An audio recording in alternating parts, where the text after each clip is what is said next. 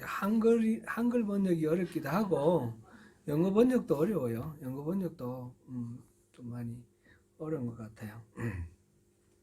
이제 강해 설교를 통해서 이렇게 말씀을 전하고 있는데 이걸 통해서 이 문맥을 잘 잡으시고 그리고 또 따로 또 읽으시고 각자가 성경을 읽으시면서 더 깊이 하나님의 그 말씀 메시지를 만나시기 바랍니다.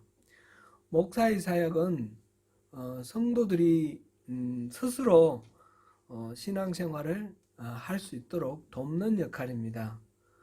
어떤 분들은 목사가 뭐 기도하면 더 뭐 이렇게 능력이 있는 것 같이 그렇게 생각도 하고 하나님과 우리 사이에 중간에 목사가 있는 것처럼 그렇게 생각하시는 분도 간혹 있는데 그거는 잘못된 생각입니다.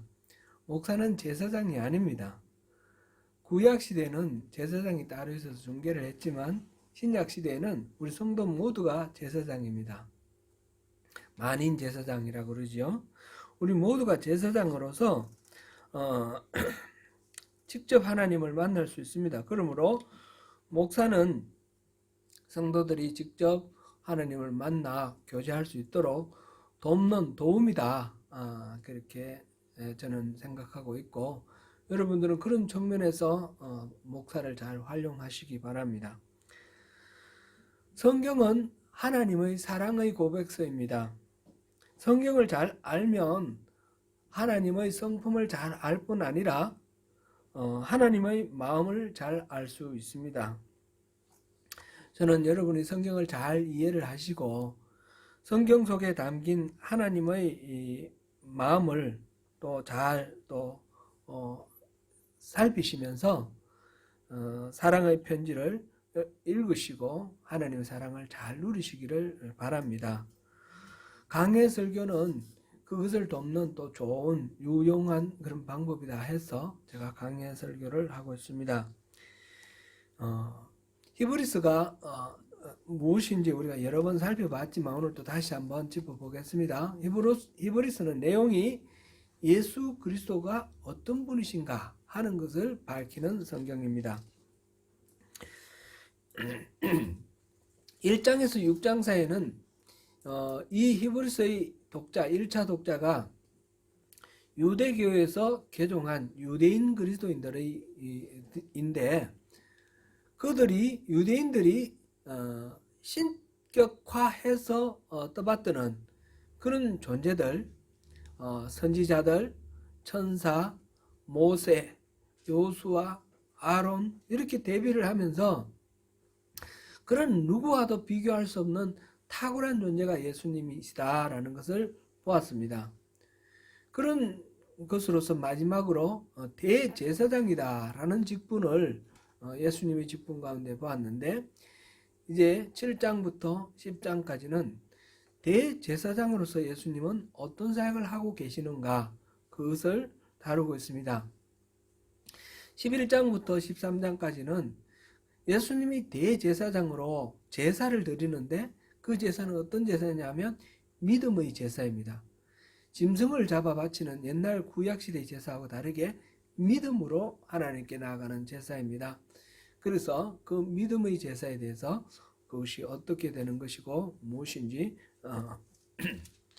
설명해 놓은 것이 11장부터 13장까지의 내용입니다.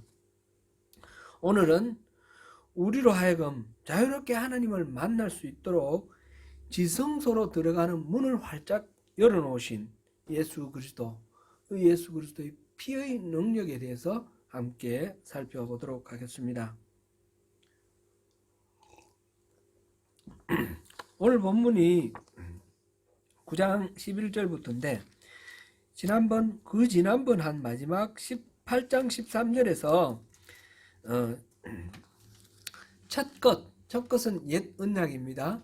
옛 언약은 낡아지게 하신 것이고 낡아지고 쇠하는 것은 없어지는 것이다. 이렇게 했습니다. 곧 옛 언약은 낡아지고 쇠하고 없어지는 것이다 라고 하였습니다. 그럴 거면 뭐 아예 안 주는 게 낫지 않느냐 그런 생각이 드는데 그렇지 않고 그럼에도 불구하고 의의가 있다는 것이죠. 그게 지난주에 우리가 살펴본 9장 1절부터 10절까지 내용이었습니다. 이 첫 언약은, 옛 언약은 여러 가지 한계가 있음에도 불구하고 존재할 의미가 있는 것이었죠. 한계는 뭐였습니까? 한계는 첫 장막에서는 지성소로 들어가는 길이 열려 있지 않았다라는 것이 첫 번째고, 두 번째로는 장차 있게 될 것의 비유에 불과하다. 세 번째로는 우리 암송 9절에 들어가 있는 것으로서 섬기는 자가 양심이 온전하게 되지 못한다라는 거죠. 섬겨도 열심히 섬겨도 못한다. 그다음에 네 번째로는 이러한 제사 지도는 개혁할 때까지 둔 것이다. 잠정적인 조치다. 그런 것이죠. 예. 이렇게 네 가지가 이 옛 언약의 한계였습니다. 그 다음에 이러한 한계가 있음에도 불구하고 왜 이 언약을 주셨느냐. 이 옛 언약의 의의는 그래도 그 옛 언약의 예법대로 예수님이 십자가를 지시고 자기 자신을 제물로 드렸다라는 것입니다. 그래서 새 언약은 옛 언약 위에 세워진 언약이다라는 것이 의미가 있습니다. 이어서 11절에서 12절을 보시겠습니다. 우리 같이 읽겠습니다. 시작. 그리스도께서는 장래 좋은 일의 대제사장으로 오사 손으로 짓지 아니한 것 곧 이 창조에 속하지 아니한 그 크고 온전한 장막으로 말미암아 염소와 송아지의 피로 하지 아니하고 오직 자기의 피로 영원한 속죄를 이루사 단번에 성소에 들어가셨느니라. 아멘. 그리스도는 짐승의 피가 아니라 자기 자신의 피를 가지고 성소에 들어가셨습니다. 성막에는 두 장소가 있죠. 성소가 있고 지성소가 있습니다.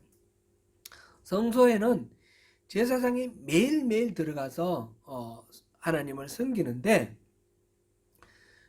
거기에는 하나님이 안 계십니다. 지성소는 대제사장이 1년에 한 번만 들어가서 섬기는데, 대속죄일 날 섬기는데 거기는 하나님이 임재해 계십니다. 이 지성소와 성소 사이에 휘장이 있지요. 휘장을 가려 놓았는데 하나님께서는 사람을 사랑하셔서 가까이 오라 하셨지만, 그러나 이 지성소 안으로 함부로 들어오는 것을 막기 위해서 휘장을 이렇게 들여 놓으셨습니다. 그 휘장에는 무엇이 새겨져 있습니까? 그룹 천사가 새겨져 있습니다.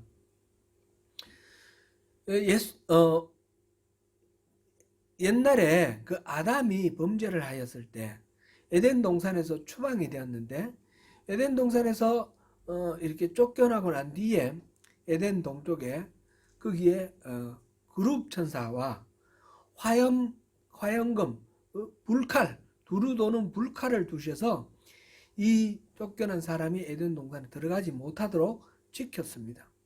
말하자면 지성소와 성소 사이의 이 휘장은 사람이 함부로 하나님 앞으로 가까이 갈 수 없도록 이렇게 그룹 천사가 지키고 있는 것입니다. 그런데 그리스도께서 이 땅에 있던 장막이 아니라 하늘에 있는 장막에서 그 성소에 들어가셔서 자기 자신을 제물로 가지고 그 성소에서 바로 지성소로 들어가셨습니다. 단번에 지성소로 들어가셨습니다. 그게 이제 12절 말씀이죠. 우리가 아는 대로 예수님께서 십자가에서 숨지실 때에 그 예루살렘 성전에 그 성소와 지성소를 가르는 그 휘장이 위에서부터 아래로 찢어졌습니다. 지난주에도 우리가 살펴봤듯이 그것은 곧 지성소와 성소가 분리되어 있는 그게 이제 예수님이 이제 죽으심을 통해서 하나가 되었다, 합해졌다는 거죠. 예수님은 자기 자신을 휘장으로 삼으셔서 자기 자신이 찢어지심으로 그 휘장을 찢고 지성소와 성소를 하나로 만드셨습니다. 그 이전까지 사람은 성소까지 들어가서 하나님을 못 만났고, 하나님은 그곳에 계셨지만 사람을 용납을 하지 않으셨는데 이제는 이것이 휘장이 찢어지면서 하나님과 사람이 자유롭게 만날 수가 있게 되었습니다. 사람은 눈으로 마음으로 하나님을 직접 만나서 직접 하나님께 호소도 하고 직접 하나님을 찬양도 하고 직접 하나님을 대할 수 있게 되었습니다. 그래서 제사장이 이제는 필요 없습니다. 목사가 제사장이 아니라는 것입니다. 여러분 모두가 제사장으로서 바로 하나님을 만나고 하나님을 대할 수 있게 된 것입니다. 그것은 바로 예수님께서 이 자기 자신을 제물로 드려서 영원한 속죄를 이루시고 지성소의 문을 활짝 여신 것입니다. 이렇게 죄인이 거룩하신 하나님 앞에 갈 수 있게 된 것은 어떻게 된 것입니까? 죄인이 하나님 앞에 가면 죄인은 반드시 죽게 되어 있습니다. 죄에 대한 삭은 반드시 사망입니다. 죽어야만 됩니다. 여기에서 오늘 본문에서 첫 언약도 피 없이 세운 것이 아니다 그랬고 22절에 피 흘림이 없은 적 사함이 없다. 피 흘림이 없으면 용서가 안 된다라는 거죠. 이 피 흘림이라는 것은 그냥 우리 약간 헌혈하거나 어디 다쳐가서 피 좀 흘리는 이걸 말하는 게 아니죠. 이 피 흘림이라는 것은 죽음을 말합니다. 제사장이 짐승을 잡아 죽여서 이 사람의 이 짐승의 죽음을 통해서 그 죄인의 죄를 용서받는 것입니다. 그래서 이 피 흘림이라는 것은 죽음을 말하는데 죄인은 죽지 않고는 하나님 앞에 갈 수가 없습니다. 그런데 어떻게 이 지성소와 성소의 이 휘장이 갈라지고 우리 죄인이 하나님을 만날 수 있습니까? 그것은 바로 예수님께서 자기 자신의 피를 바로 속죄의 제물로 드리셨기 때문에 우리가 더 이상 우리의 피를 흘리지 않고 예수님의 피, 예수님의 보혈의 능력으로 하나님을 만날 수 있게 된 것입니다. 동물의 피와 예수 그리스도의 보혈의 효력은 분명히 차이가 있습니다. 옛 언약에서는 동물의 피로 죄를 용서받았는데 뭐 송아지라든지 염소라든지 양이라든지 비둘기라든지 이 동물의 피를 통해서 용서를 받기 위해서 한꺼번에 여러 마리의 동물을 잡기도 합니다. 때로는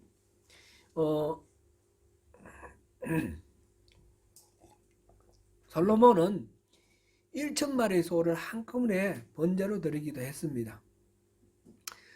그렇게 물량 공세를 할 뿐만 아니라 이 출애굽 그 시대로부터 시작해서 BC 1500년부터 시작해서 예수님 당시까지 끊임없이 성전에서는 짐승을 잡아서 이 역사적으로 계속해서 물량 공세를 했습니다. 그러나 그 모든 것들, 그 짐승의 피는 한계가 있죠. 짐승의 피는 뭡니까? 잠정적인 것이다. 임시조치라는 것이죠. 그 섬기는 자를 양심상 깨끗하게 할 수 없다고 그랬습니다. 지성소로 들어가는 그 문이 열리지 않았다고 그랬습니다. 그러나 예수님의 보혈은 완전히 다릅니다. 이 개혁의 때 예수님 보혈의 효력이 나타난 때가 되어서 이제는 동물의 피가 아니라 예수님이 오셔서 흘리신 피로 이제 영원한 속죄가 이루어졌다는 것입니다. 예수님도 피를 조금 흘리신 것이 아닙니다. 다쳐서 약간 흘리신 그런 정도가 아니죠. 완전히 피를 십자가 위에서 모든 피를 한 방울도 남김없이 다 쏟으셨습니다. 그래서 예수님의 피는 영원한 속죄를 이루었습니다. 짐승의 피는 매년 속죄일마다 다시 짐승을 잡아서 바쳐야 했지만 예수님의 이 속죄는 이 보혈의 능력은 단번에 드려진 제사가 되어서 영원한 효력을 갖는 그런 제물이 되었습니다. 예수님이 사람이었기 때문에 사람이 죽어서 그래서 효력이 있었습니까? 그런 게 아니죠. 예를 들어서 제가 죽는다고 해서 여러분들이 죄가 사해집니까? 그거 아닙니다. 예수님은 죄 없이 이 땅에 우리의 죄를 지기 위해서 오신 하나님의 어린 양입니다. 그래서 예수님의 보혈의 능력으로 우리 모두가 예수님 오시기 전에 있던 모든 인류, 예수님 당시의 인류, 예수님 이후의 모든 인류가 예수님의 보혈의 능력으로 죄사함을 받을 수 있게 된 것입니다.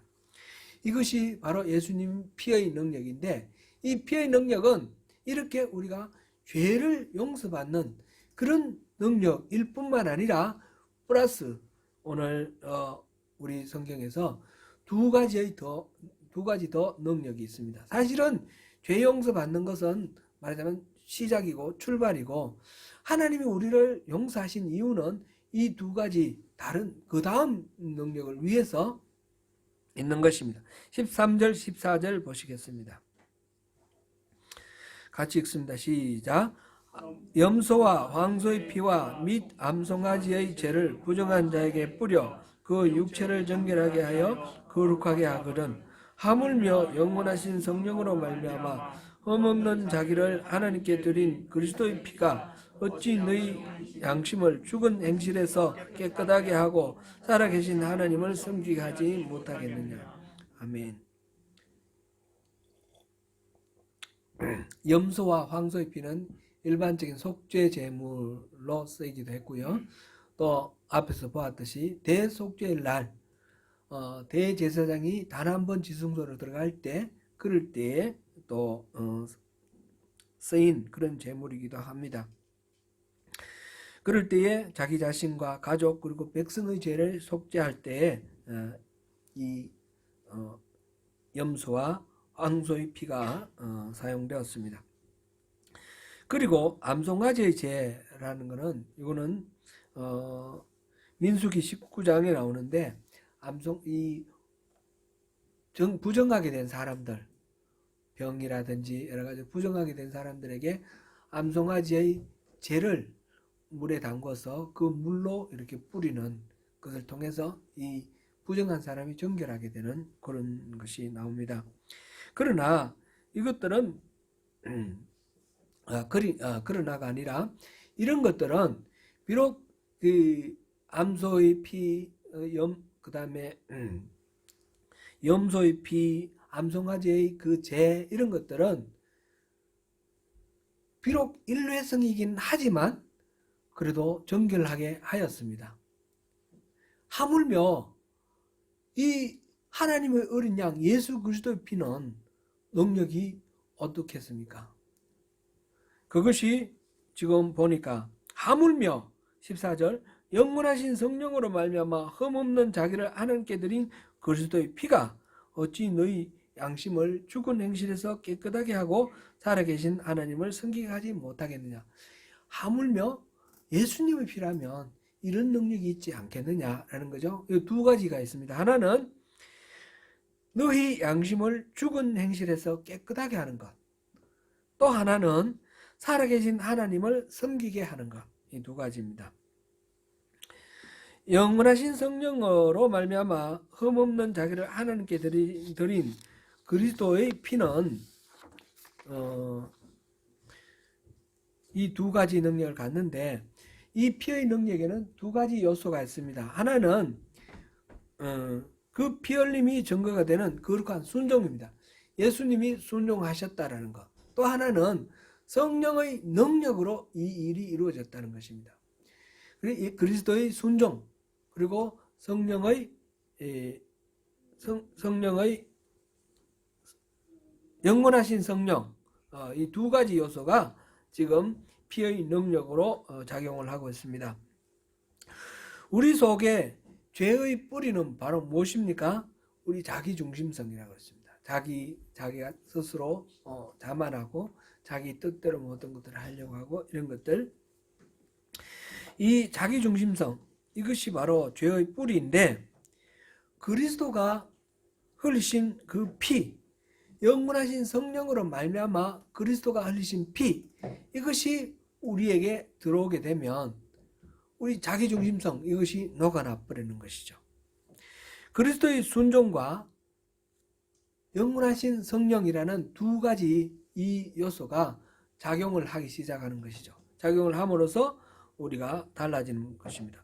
옷을 빨 때 물에 이렇게 담가 놓고 세제를 풀어 놓으면 때가 이렇게 빠져나오는 것처럼 우리가, 죄 많은 우리가 그리스도의 보혈에 잠겨 있으면 우리의 죄가 그리스도의 보혈로 이렇게 씻겨져 나오는 것입니다.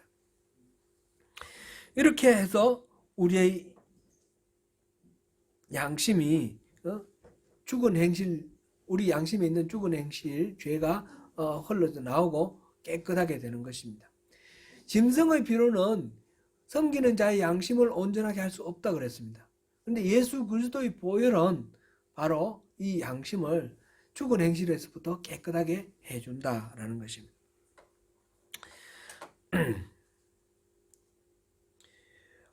그리스도가 하늘로 올라가시게 한 그것은 바로 그 피의 능력이었는데 그 피의 능력으로 우리 안에도 들어오십니다. 그 귀중한 피의 능력이 악한 나의 양심의 모든 흔적을 지우고 나를 정결케 하십니다.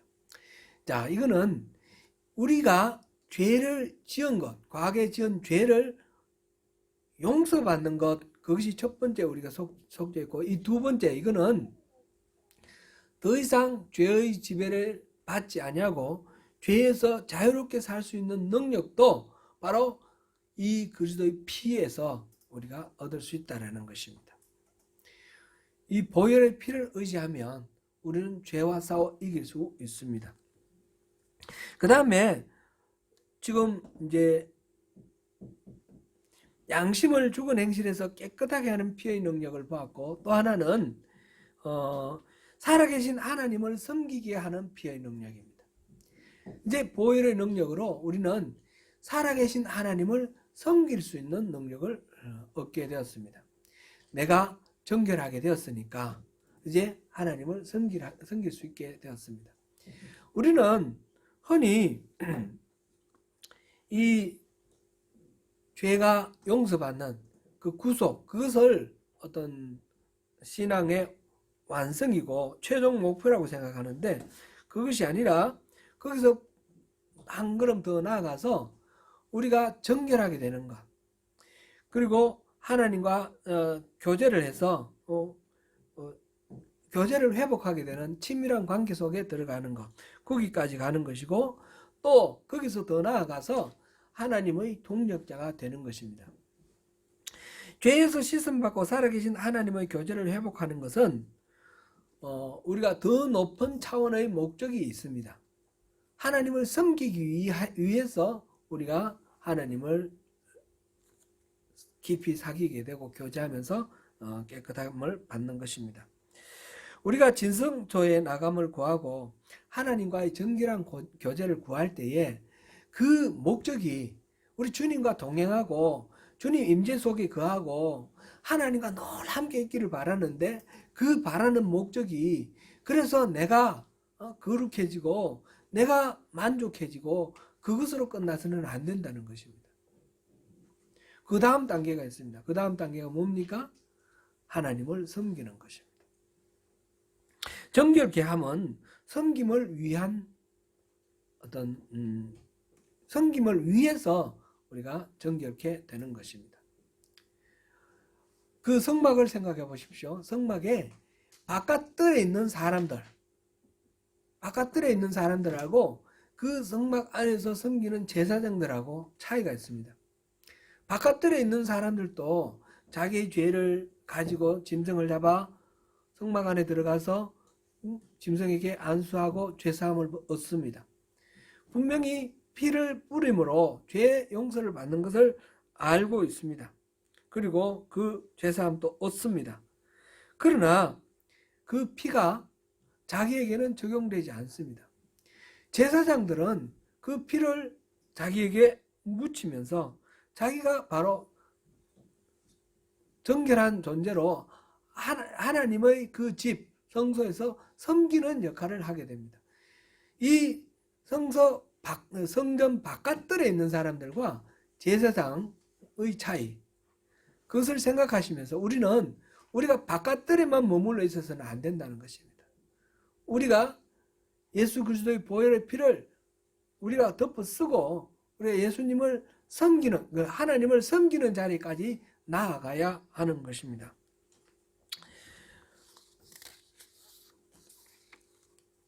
제사장이 기름부음 받고 제사장이 이렇게 피뿌림을 받는 이유는 섬기기 위한 것인 것처럼 우리가 제사장으로서 하나님 앞에 서려면 바로 그런 피뿌림을 통해서 섬김의 자리에 나아가는 것입니다. 그동안 신앙의 본질에 대해서 제가 여러 차례 말씀을 나누었는데 그것을 한번 정리해 보시면 좋겠습니다. 신앙의 본질은 우리가 그 종교가 정한 어떤 계율, 율법, 이것을 열심히 지키고 또 그 의식, 의례, 리추얼을 열심히 이렇게 수행하는 것, 그것이라고 생각하면 안 됩니다. 그건 어디까지나 수단이고 방법이고 방편입니다. 그것이 아니라 신앙의 본질은 우리가 첫 번째 뭐라고 했습니까? 하나님을 알고 하나님을 사랑하는 것. 그래서 하나님과 친밀한 교제를 이루는 것. 그것이라고 했습니다. 그렇죠? 하나님을 알고 사랑하고 친밀하게 교제를 이루는 것. 어떤 예배를 드리는 이유는 예배를 통해서 내가 거룩하게 예배를 드려서 하나님이 거룩하게 예배를 드리는구나. 나의 어떤 거룩함을 평가하기 위해서 그런 것이 아니라 하나님을 만나기 위해서입니다. 예배 가운데 하나님 말씀도 듣고 우리가 기도하면서 하나님을 만나고 찬양하면서 하나님을 만나고 서로 이 하나님과 우리 사이에 주고받는 어떤 그런 대화가 예배 가운데 일어납니다. 여러분 찬양하면서 그런 마음이 들지 않습니까? 내가 막 찬양하면서 하나님이 내 찬양을 들으시는 것 같고 내 마음에 감동을 주시는 것 같고 설교는 보다 직접적으로 하나님의 말씀을 듣는 시간이고요. 이런 식으로 우리가 하나님과 우리와의 만남이 이루어지는 현장이 예배입니다. 예배는 목적이 하나님과의 만남이지 다른 리추얼을 이렇게 격식을 갖춰서 정해진 시간만큼 이렇게 행사를 치르는 것이 아니라는 것을 우리가 누누이 강조하고 우리가 기억해야 할 것입니다. 하나님과의 친밀한 교제를 이루는 것이 우리 첫 번째 신앙입니다. 신앙의 본질입니다. 이렇게 하나님을 알고 하나님을 사랑하게 되면 그러면 이제 하나님과 친밀한 교제를 이루고 늘 하나님과 동행하는 가운데 하나님의 뜻을 묻는 기도를 하고 하나님의 뜻을 들으면서 하나님과 동행하는 삶을 살면서 하나님의 속마음을 알게 됩니다. 하나님의 소원을 알게 됩니다. 그래서 하나님 소원을 시원하게 들어드리는 그 일을 하는 것이 우리 동력자의 삶입니다. 그래서 첫 번째는 하나님과 친밀한 교제이고 두 번째는 하나님의 동력자가 되는 것입니다. 기도의 삶, 하나님과 동행, 하나님의 소원과 뜻을 알게 되는 것. 이것이 신앙의 본질입니다. 그 첫 번째 하나님과의 친밀한 교제를 이루는 것 정말 중요합니다. 그런데 거기서만 머물러 있어서는 안 되고 그 하나님과의 친밀한 교제를 통해서 하나님의 뜻을 알고 그 다음에 동력자가 되는 것입니다. 예수님이 우리에게 가르쳐 주신 그 기도문에서 하나님의 뜻이 하늘에서 이루어진 것 같이 땅에서도 이루어지이다. 우리가 이런 기도를 할 때는 그게 저절로 이루어지겠다는 뜻이 아니고 바로 내가 거기에 동참하겠다라는 그런 결단을 표현하는 것이다 말씀드렸죠. 하나님이 나라가 임하기를 바랍니다. 그렇게 기도를 할 때 하나님 나라가 이 땅에 임하도록 내가 하나님 나라를 이루어 나가는 것입니다. 이 모든 것들이 하나님의 소원이죠. 하나님의 소원을 이 땅 위에 실현시키기 위해서 내 자신을 헌신하는 것이 동력자의 삶입니다. 그래서 지금 그런데 그런 것들은 내가 그걸 어떻게 할 수 있습니까? 바로 보혈의 피의 능력으로 가능합니다. 친밀한 사랑의 관계도 바로 우리의 양심을 정결케 하시는 보혈의 능력으로 그렇게 친밀한 교제를 이루며 그 다음에 보혈의 능력 두 번째는 뭐였습니까? 우리 아까 본 거 피의 능력. 첫 번째는 양심을 죽은 행실에서 깨끗하게 하는 피.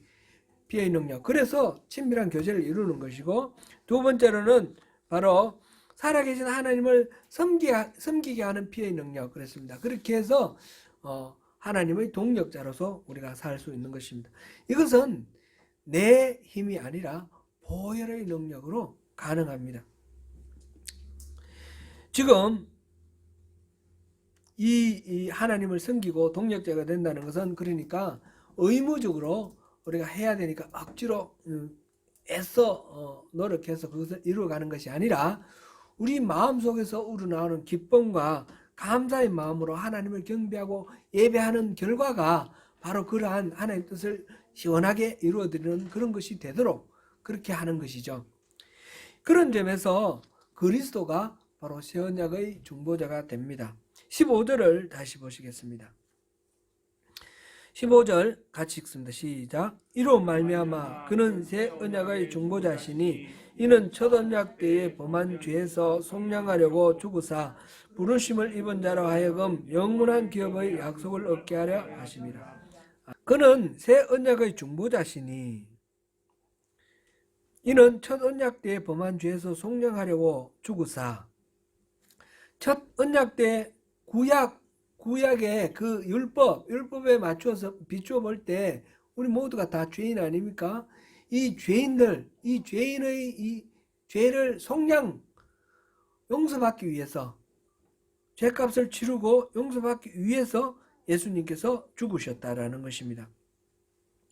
그래서 결과적으로 부르심을 입은 자들, 바로 성도들로 하여금 영원한 기업의 약속을 받아 누리게 하셨습니다. 여기서 기업이라는 말 이거 여러 번 나오죠. 이 기업은 터기자 기업입니다. 이 기업은 우리가 일반적으로 사회적으로 쓰는 기업,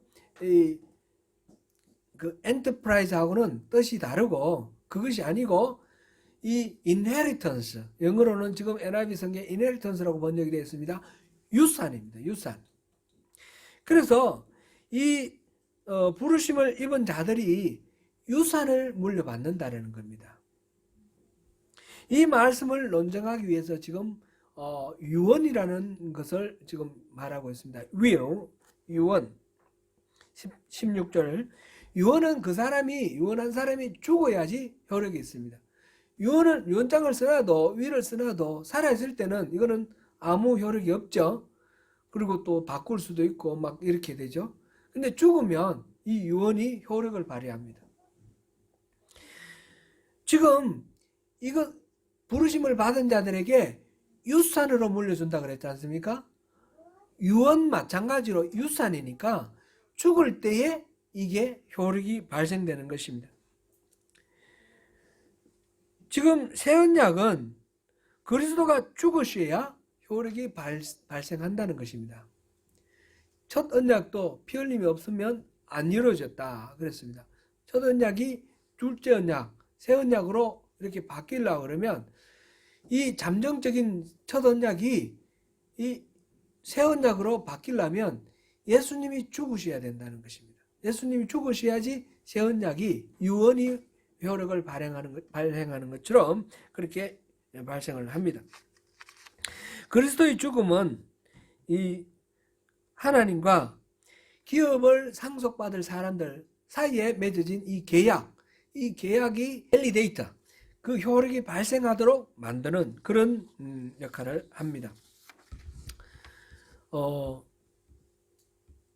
유언한 자가 죽을 때 유언한 사람은 가버리고 그 유언에 명시된 그 상속자가 그 자리를 차지합니다.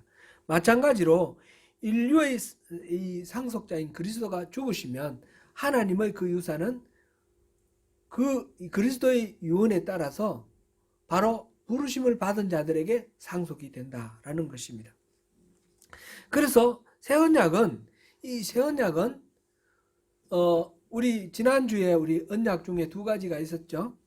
기억나십니까? 쌍무 언약, 상무적인 언약, bilateral covenant라는 게 있었고, 이거는 서로가 약속하고 책임이 있습니다. 그래서 권한이 있고, 그렇게 서로가 책임을 졌을 때 이게 효과가 나타나는 겁니다. 그 다음 또 하나의 언약은 어떤 것입니까? 편무 언약. 편무 언약은 unilateral covenant. 한쪽만 일방적으로 의미 없이 한쪽만 일방적으로 어떻게 약속을 하고 그것이 이루어진다는 것입니다. 유언을 한 사람 아버지가 일방적으로 그거를 정했습니다. 그 유언에 따라서 상속받는 아들이 뭘 의무가 정해진 것이 아닙니다. 유언장은 아버지의 죽음으로 자동적으로 효과가 발휘하는 것처럼 이 예수님의 이 기업의 상속, 새 언약도 마찬가지로 편무적인 약속입니다. 예수님이 십자가의 보혈을 흘리시고 죽으심으로 말미암아 이거는 일방적으로 이렇게 우리에게 상속되어진 그런 것입니다. 상속받을 사람은 의무가 있는 것이 아닙니다. 사랑하는 성도 여러분, 성경은 단지 우리에게 공부를 해서 감동을 얻게 하려는 그런 재료가 아닙니다. 성경은 하나님의 약속, 그리스도의 유언입니다. 우리 주님께서 우리에게 물려줄 유산을 기록해 놓으시고 자신을 십자가에 내주셔서 한 방울의 피도 남기지 않고 죽으셨습니다. 그리고 하나님의 보좌 우편에서 그 약속의 증인이 되어 계십니다. 이 약속에 대해서 와 정말 좋구나 감동받는데 머물러 있어서는 아무런 소용이 없습니다. 그 약속을 받아 누리시는 저와 여러분이 되시기를 축원합니다.